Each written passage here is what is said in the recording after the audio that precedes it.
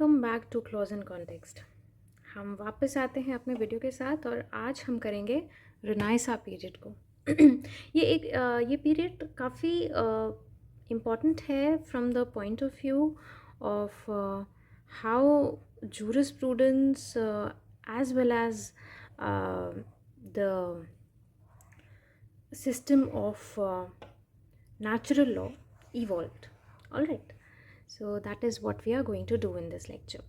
So jurisprudence during the Renaissance period is the focus of this lecture. A time that completely changed the course of thought, society, and yes, even law. Okay. So आपने पहले भी history के शायद lectures में पढ़ा होगा कि कैसे ये जो रेनाइसा पीरियड है वो एक एंकर की तरह साबित हुआ और बहुत सारे साइंटिफिक टेम्पर को भी इसने इनकरेज किया। राइट, आपने ये हिस्ट्री में ज़रूर पढ़ा होगा। लेकिन आज हम देखेंगे कि कैसे ये पीरियड नेचुरल लॉ को भी इफ़ेक्ट कर रहा था। ठीक है, so major points are these: general awakening of new ideas of knowledge. All right, so the Renaissance period beginning around the 14th century was not just about art and science. It marked a general awakening of new ideas and knowledge across the whole of Europe. People moved away from medieval thinking and blind faith. इसके पहले क्या चल रहा था कि इसके पहले कह रहे थे कि किंग है तो सब सही है, किंग है तो वो सब सही ही करेगा, क्योंकि किंग जो है उसको अथॉरिटी मिलती है फ्रॉम गॉड हिमसेल्फ। सो इसलिए सब ने कहा कि एक सुपर नेचुरल असेंस लाया इन दैट थिंकिंग कि भाई अगर किंग है तो king is from God and God आ जाता है तो सब चंगा सी। ठीक है, तो now people moved away from medieval thinking and blind faith. So अब ब्लाइंड फेथ का काम ख़त्म हो गया है। ठीक है, लोगों के पास बहुत दिमाग आ गया, नई नई चीज़ें सोच रहे हैं लोग। They started questioning established norms including the traditional understanding of law and justice. ठीक है, सो हर चीज़ में जब डेवलपमेंट हो रही है तो ह्यूमन माइंड में भी डेवलपमेंट हुई and people started questioning. Firstly what used to happen is that कोई चर्च के अगेंस्ट जाना नहीं चाहता था, लेकिन नए थिंकर्स इवॉल्व हुए इस रेनाइसा पीरियड में and everything was questioned in this period. Secondly क्या हुआ कि ट्रेड एंड कॉमर्स जो है वो काफ़ी ऊपर चला गया। ठीक है, with the discovery of new trade routes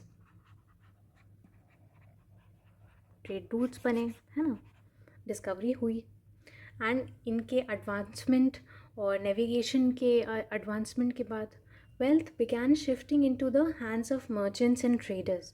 पहले क्या था कि किंग उनके साथियों के पास वेल्थ हुआ करती थी, है ना, उनके साथियों के पास वेल्थ हुआ करती थी। बट अभी क्या है कि जो मर्चेंट्स हैं, ट्रेडर्स हैं, they were like the richer people now and they started governing the systems, and this economic growth demanded better legal system.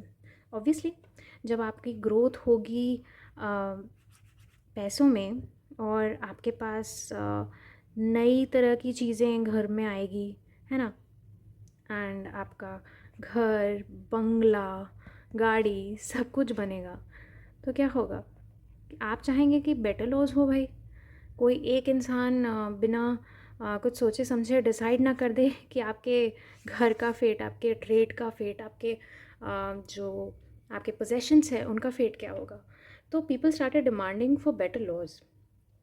Okay, so अब क्या है कि this entire economic growth demanded contracts, property rights, है ना। तो वो चाहते थे कि इन सब का बेटर काम में ले सके हम, हमारे पास प्रॉपर्टी राइट्स हो, हमारे पास कमर्शियल लॉज हों, है ना। तो इन सब का ट्रेंड बढ़ने लगा। फिर क्या हुआ, थर्डली क्या हुआ कि there was a development in promotion of scientific temper. Scientific temper हम किसको कहते हैं? साइंटिफिक टेम्पर वो होता है जो क्वेश्चन करता है सुपर नेचुरल को, जो क्वेश्चन करता है कि ऑन अ बीम बैलेंस क्या सही है और क्या नहीं है. ठीक है, तो वो हर चीज़ को क्वेश्चन करता है. साइंटिफिक टेम्पर का होना यानी हर चीज़ को क्वेश्चन करना, क्या सही है क्या गलत है. All right, so there was a development of scientific temper, and thinkers like Galileo and Newton encouraged rational thinking. ठीक है, rational thinking को प्रमोट किया गया. And as scientific temper grew, the old systems of divine law started fading. ठीक है, तो अब क्या हुआ कि जो हम अभी तक पढ़ते आ रहे थे नेचुरल लॉ में, डिविनिटी, डिवाइन लॉ के बारे में, वो क्या हुआ? It started fading. So people began framing laws based on human reason and not just religious beliefs. And finally, the supremacy of church was overthrown. है ना? ड्यूरिंग द मेडिवल एजेस क्या होता था कि चर्च लॉ और canon law dominated Europe. But this movement, like the reformation of people, questioned the authority of the church. Secular legal systems started to grow, and states began creating their own civil laws, which were obviously secular and independent of religious doctrines.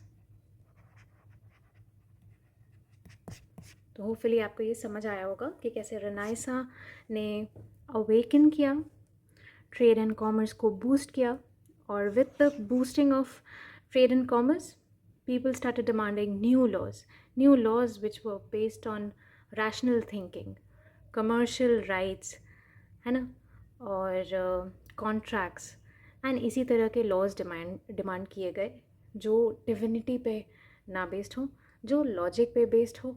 और फिर क्या हुआ कि church की जो supremacy थी वो कम होने लगी, क्योंकि डिवाइन की सुप्रीमेसी कम होने लगी.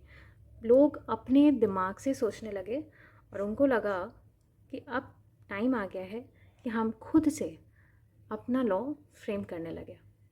सो this was all about the renaissance period. Hope you like the lecture, और चलिए मिलते हैं नेक्स्ट लेक्चर में. Thank you so much. Bye.